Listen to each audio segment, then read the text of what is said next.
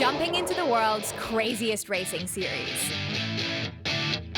Testing the Honda ZR-V, the SUV version of the Civic. Discovering a home-built e-bike in Ghana and rethinking urban spaces. Right now on Rev.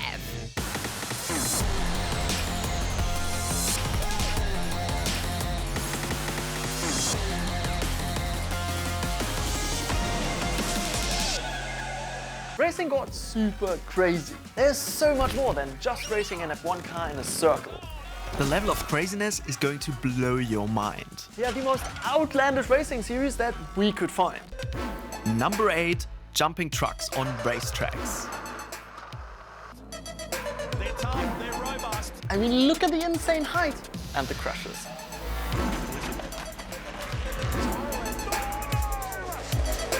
Former NASCAR driver Robbie Gordon founded this series back in 2013. The trucks have 600 horsepower, weigh 1,300 kilos and can do 230 kilometers an hour. Insane jumps with that kind of speed makes sense. What is quite cool is that drivers and trucks are matched via random draw. So no advantages for teams with crazy big budgets. Number 7, the Baja 1000 Challenge. Dangerous, unforgiving and cruel. 1,000 miles through the Mexican desert. There are trophy trucks, dirt bikes, buggies, side-by-sides. The race is notoriously known for spectators getting involved, sabotaging or even booby-trapping the course by digging holes or even blocking rivers. Number 6, lawnmower racing. This racing series proves everything that has an engine can be raced.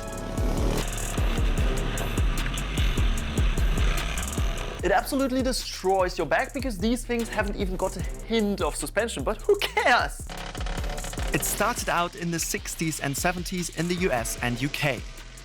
Most rules vary except for one. The mower's blades have to be removed and they can go up to 80 kilometers an hour. Even F1 pro Kimi Räikkönen tried it. Why did he lose his place? It's Räikkönen! And he smashed the competition. Number 5, Piggenford Racing. How do you come up with stuff like that? Why sir, let's grab some pigs and see who can go the fastest with our hand-cranked Fords. In Piggenford Racing, you have to grab a 9-kilo pig, hand crank your car, drive one lap and kill the engine and do the same thing again. The first racer to complete 3 laps is the winner. They've been doing this since 1925 in Oregon in the US. The countryside is just a different place. Number 4, the Rainforest Challenge. Mud, monsoon rains, impossible climbs, the Malaysian jungle has it all. Founded in 1997, 4x4 Jeeps and off-road vehicles give it their all to make it to the end. Many of them abandon stages because they are just too difficult. Last year, even an excavating vehicle got stuck.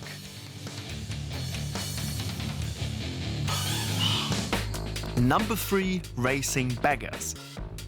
This is how you envision a chopper. Certainly not like this. Welcome to the Moto America King of the Baggers race, where choppers do things no one has ever seen before. Look at this lean angle. It's totally nuts. I can barely do that with my sports bike. It started out in 2021 as a trial, but was so successful that they did 7 races in 2022. Wait, that's the biggest difference between this and a regular sports bike. With a minimum weight of 281 kilos, these weigh over 100 kilos more. Number 2, reverse racing. I thought this would only work in Need for Speed, but the Dutch proved me wrong.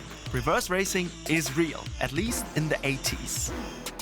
As expected, crashes weren't a rare thing. And they've even got jumps. Honestly, I think they should bring it back. Number 1, Barbie Jeep Racing. No engines needed, just a hill and good old gravity. With this crazy thing, the main challenge is not to break any bones while you're trying to race.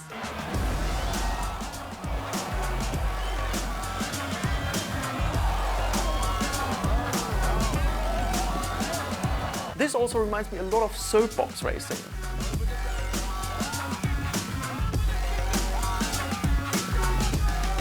These were our most out-of-this-world racing series.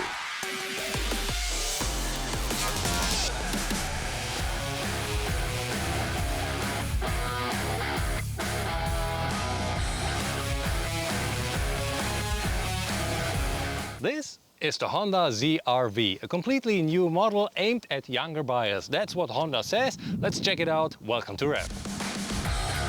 At 4.57 meters, the ZR-V slots in between the bigger Honda CR-V and the compact HR-V. The ZR-V is powered by the newest generation of Honda's e:EV hybrid drivetrain that is also used in the current generation Civic. What's interesting about that system is it works a little differently than most of the other systems on the market. There's decent grunt. The ZR-V has a max power output of 135 kilowatts. You have the combustion engine, a 2-liter gasoline engine, 2 electric engines, and a battery. One of the electric engines is used by the combustion engine to provide electric energy for the battery and also for the wheels. So most of the time, if you drive the car in the city, 80 to 90%, you will be on your way purely electric with either energy from the battery or energy coming from the combustion engine via the other electric motor. Plenty of power to lug around the ZR-V's 1,600 plus kilos. Now you might be wondering, why would you use such a system? When the combustion engine charges the battery, it will always be in the ideal RPM range and will use the minimum amount of fuel. And fuel efficiency is a quality that's certainly important to most buyers. The ZR-V's consumption ranges from 4.8 to 7.3 liters, with an average of 5.8 liters per 100 kilometers. The general driving impression in the ZR-V is quite decent. I mean, the Spanish roads are not exactly known for their silent asphalt, but the suspension is quite good. It is not that loud in the interior, so all in all, a decent ride.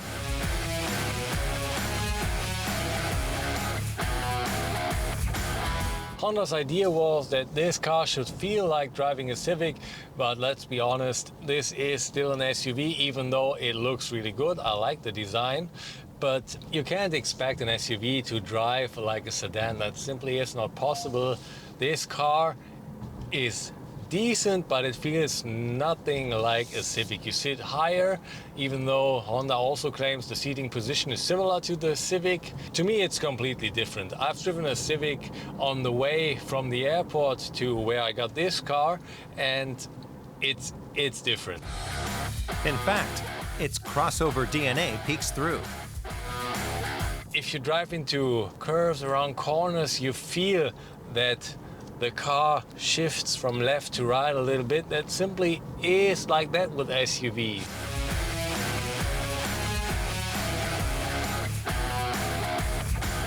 What I like about the ZR-V is the fact that it has a head-up display. It will show you your speed, the current speed limit, and also if your phone is connected to the infotainment system when someone calls you. So you have everything that is important in your field of view and no need to take your eyes down from the road to check it.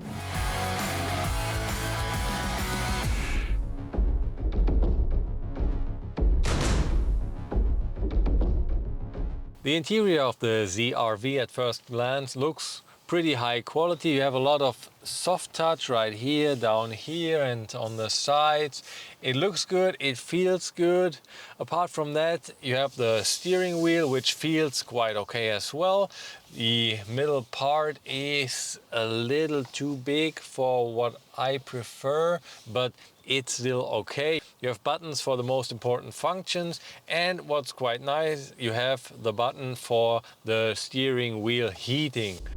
The front end even bears some resemblance to a few Maserati models. The thing I also like about the ZR-V is that Honda decided to keep turning knobs and buttons for the climate control. You can of course also operate that via voice recognition, but important for me is that it's not operated via touchscreen. So well done, Honda. Unlike some other Honda models, the ZR-V features a fresh and sporty look that will definitely turn some heads. Down here you'll find a wireless charging spot for your smartphone and a power outlet for whatever you might need it. Cup holders, quite nice. Down here you have a little space where you can put your phone if you don't want to put it right here, or if you have several phones. And USB slots, one on the left, one on the right. The rest of the interior seems pretty standard, and the digital display is clear and easy to read. The space in the back is pretty ample, especially if you look at the legs. Right down there you have two USB-C slots to charge several smartphones. And it has decent storage space. The trunk can swallow around 1,300 liters. The headroom is okay. There are a few centimeters left. I'm 1.80 meters. I could guess up to 1.90 meters, depending on how you wear your hair, is okay. But bigger than that is not good for you. I mean, you can see the roof is quite low. That's because of the panoramic glass roof. But Honda used a little trick. So behind the roof, the ceiling will move up a little bit, and thus giving you a few more centimeters. But back to driving. What I also like about the ZR-V is the way the assistance systems behave. I recently drove in a car from another manufacturer, and it was constantly beeping and booping, and it was crazy. And most of these warnings, you wouldn't be able to disable them, or you couldn't find where to disable them. And the Honda here, if you leave the lane, it will simply steer in the other direction, and the steering wheel will vibrate a little bit, but that's it. If you go a little too fast, it will give 3 short and not too loud beeps. So it's still warning you, but not in a way that will cause anger.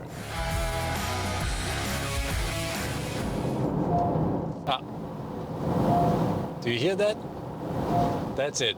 3 little beeps. The car I drove recently would have beeped all the time, and again and again and again and again. And the Honda, it still has the speed limit sign flashing on the head-up display, but it's not constantly beeping. So I really like it. Thank you, Honda.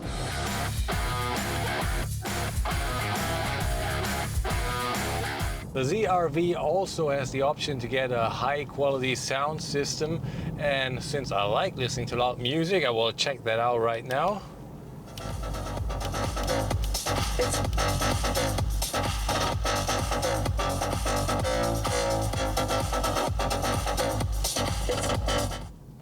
Yeah, very nice.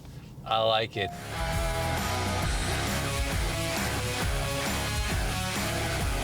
Of course, you can adjust the recuperation of the car, and this is done via these pedals behind the steering wheel. And to my surprise, those are made of metal, and that feels really good. You can choose between 4 different strengths of recuperation, just as you know it with any other hybrid or electric car.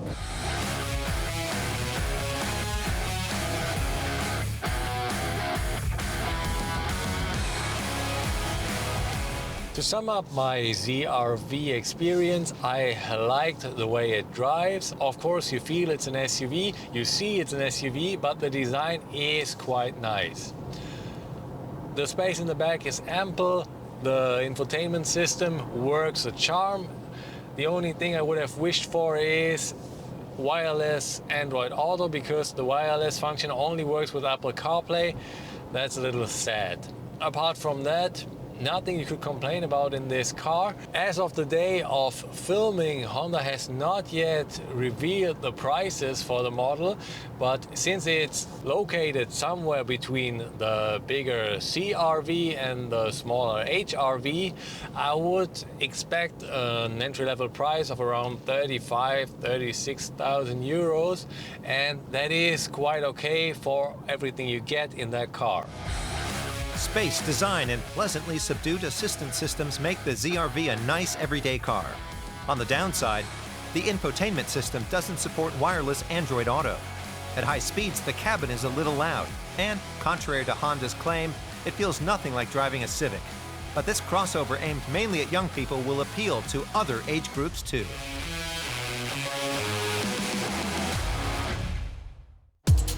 If you want more Rev, check out our YouTube channel. If you want regular features about new cars and car culture, and about mobility around the world, Rev can make you very happy. Vintage classics and future tech are just some of the exciting content waiting for you. Subscribe to us at YouTube/DWRev and you'll always be up to speed.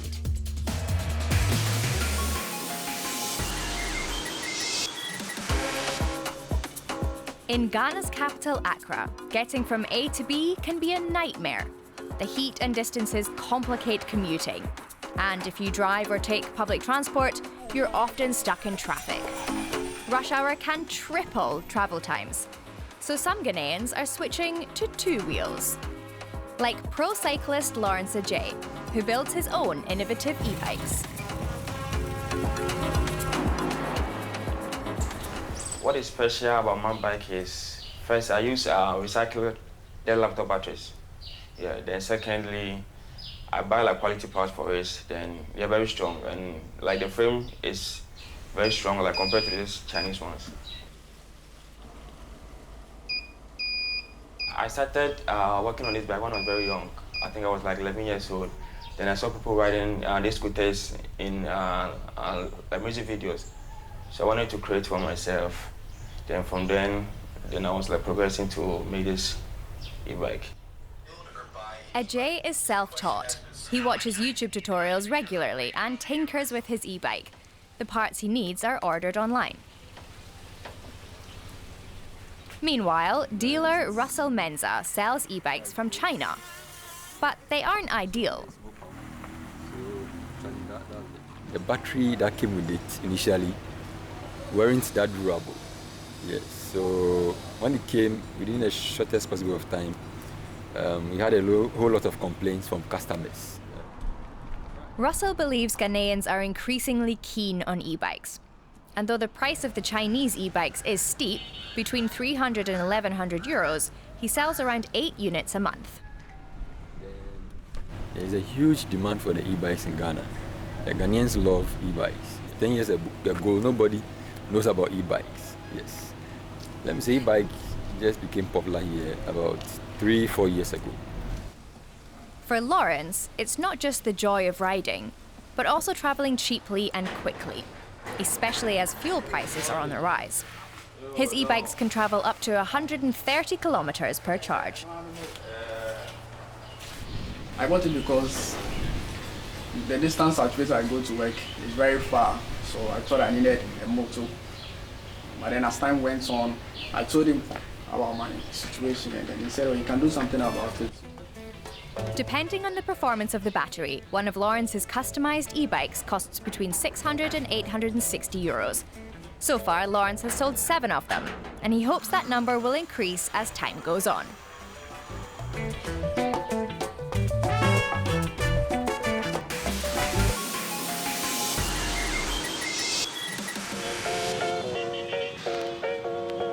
Around the world, from Paris to Vienna, everybody's trying to solve the transport problem.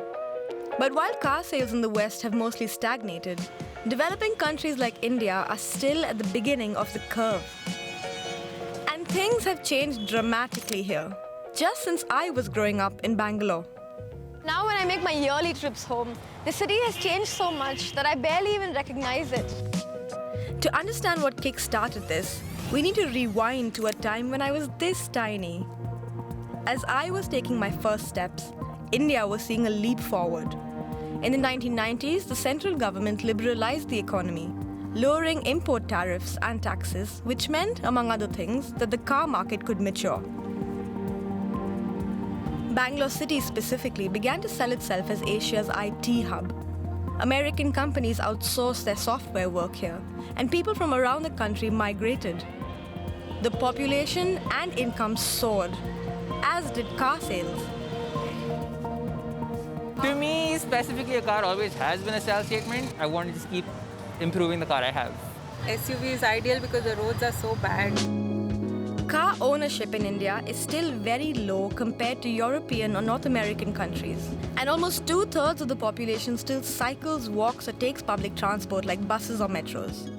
But over 80% of people surveyed say they would like to own a car, which adds up over the country's population.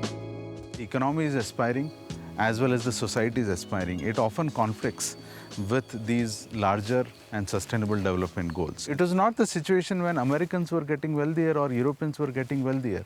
So they enjoyed their time by enjoying their wealth, enjoying car, etc. But today Indians are told not to do so, adopt these sustainable modes and so on. Cities' responses have historically been to create more space for cars, widening roads where they can or building flyovers. But Professor Verma's research shows that infrastructural interventions will never be effective. Any opportunity where you create more space, road space, to accommodate more such personal vehicles would only encourage more and more people to buy their cars because it's affordable. We have still not reached the saturation level. So in no time, say even 6 months, you would realize that that extra widened space that you created is again filled with the cars. Often, road designs have been directly copied from the West, conceived by planners who visited US cities in the 1990s and brought back road maps. But these don't work in cities that are so densely built and have no space for cars. Trucks or SUVs now drive on roads that can barely handle 2 at a time. Such car-centric designs have spilled onto the way newer residential complexes from Bangalore to New Delhi are being developed too. This complex came up around a year ago and there are 1,000+ families living here. To access their basic needs like food or schools, they have to walk a minimum of say 15 minutes, which isn't really practical. And so people living here are much more likely to become more and more dependent on their cars. 15 minutes may not sound like much, but it isn't exactly a cakewalk. The car-centric design tends to ignore the development of all other forms of transport, including walking, cycling, even to go to the bus stop, which are all, of course, more climate-friendly. An obstacle course for me, but for the elderly or those with disabilities, problems are much, much worse. And this is having a disastrous impact on Indian cities. Air pollution is on the rise across the country, and the quality of life index is dropping. Where once children played cricket on the streets, cars now park. Globally, vehicle emissions are soaring faster than any other sector. But it isn't just cars. Two-wheelers are the most commonly owned private vehicles. And almost all freight in India is transported by trucks. And both contribute significantly. Do you see yourself like giving up your car for anything else? Not really, no. I think because of our roads and just the traffic, so yeah, no, a car's not going anywhere anytime soon. Well, I do feel guilty. I know that all that carbon footprint. But then what do you do? If there is no other system in place, you just have to have a car. The governments at central and state level need to have a very clear-cut, focused policies to nudge the travel choices and behavior in a way that you make these alternative modes, which we are promoting, whether it is public transport or walking and cycling, as more attractive modes to use. Policies that disincentivizes the personal vehicles and their use and incentivizes the use of public transport, walking and cycling. Changing the way people interact with transport has and is happening the world over, especially after the pandemic brought some of these issues painfully to light. Since January 2021, France has slapped a weight tax on heavy vehicles like SUVs, adding as much as 40,000 euros to a new car's price tag. Copenhagen has built over 400 kilometers of bike lanes. And experts say pilot projects are needed before such concepts are wholly adopted in India. Sometimes when you just take a solution that worked, let's say in Bogota, and just plonk it directly in a small town in South India, such as Trichy, it may not work. So what you do need to do is bring the concept, quickly test it on the ground to see, does this work in our context? The buzzword at the moment is transit-oriented development, which is to put public transport like buses or metros at the center and develop life around it. We could invest even, a small percentage, less than like 5% of the funds that are invested into the metro for improving access within the neighborhoods around metro stations, then large populations living in the center of the city would be able to access the metro. At the moment, over 80% of public spending goes to big-ticket projects like flyovers and highways. The rest is split between buses and metros, with less than 2% going to improve lives for cyclists and walkers. If we had to go back 30 years and redo it all, things might be quite different. Of course, it's always easier in retrospect. But India is still developing and still has a rare chance to leapfrog into a sustainable future. So we're at a difficult point in time where millions of people still have unfulfilled aspirations.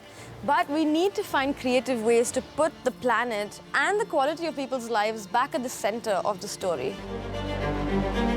On that note, travel safe, and we'll see you next time on Rev.